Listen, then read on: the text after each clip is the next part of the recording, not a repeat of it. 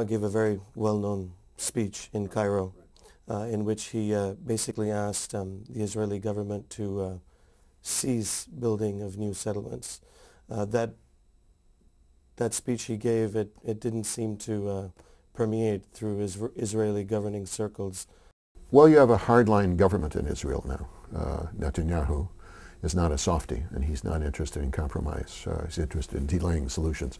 But it was a remarkable speech because it was well thought out and well delivered, and I think that it was well meant. I can't say the same for President Bush. I think he was inept in his attempts to bridge the gap between Americans and the so-called Muslim world.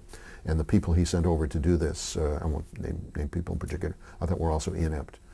They didn't understand the sensitivities and concerns of many Muslims around the world, but not all Muslims. I mean, some Muslims are not that wrapped up around the Middle East issue. I think the real issue, the larger issue, is that many Muslim countries, not all of them, but many of them, have fallen behind the rest of the world in terms of education, in terms of development, in terms of democracy. All these criteria are very badly represented in the Muslim world.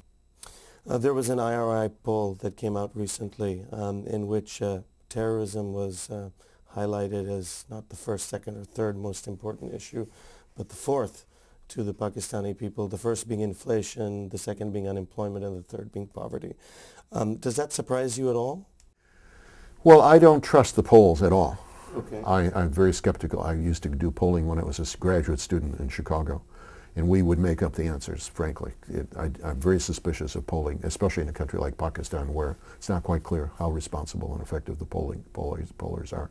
But I think that, I won't even attempt to interpret those figures, but I think Pakistanis are becoming more aware of the problem of terrorism, extremism, whatever you want to call it, because it's affecting their daily lives more often now.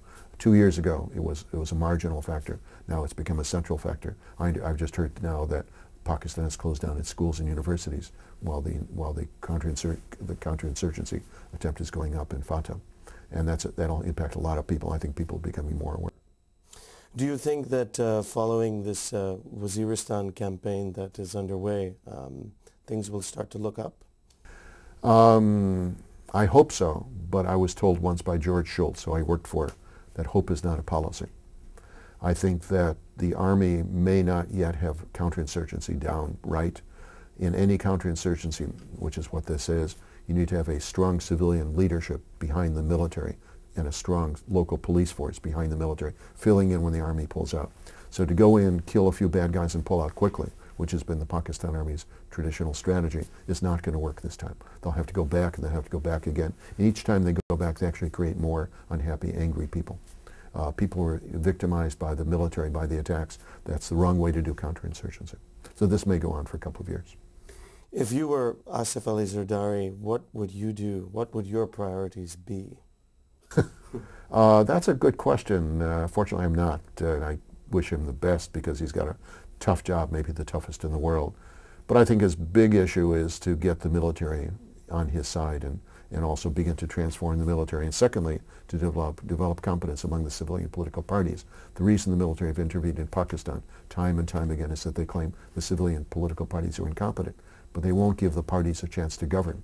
In a sense, civilian politicians have to have a chance to make mistakes and then let the people of Pakistan correct those mistakes by elections. And I think we may be at the beginning of that process. I hope so. Again, but hope is not a policy. Wrapping up this segment, the Pakistani-American lobby and do they, in your mind, have a chance to influence U.S. foreign policy in a way that would further Pakistan's strategic interests going into the future? Well, I know a lot of Pakistani Americans who lobby, so I guess they're the Pakistan lobby. Of course. But I always ask them, as I ask my Jewish American friends, are you lobbying because you're an American or you're a Jew? Are you lobbying because you're American or you're Pakistani? And you have to sort out which country's interest you're serving. Hopefully, again, we're using the word hope, a policy would suit America's interest and Israel's interest or Pakistan's interest, so there'd be no conflict. But I think that the recent American legislation, the Kerry-Lugar bill, does serve American interest and certainly serves Pakistan's interest. So I think most of the Pakistan-American groups that I've met and heard from are strongly in support of the Kerry-Lugar legislation.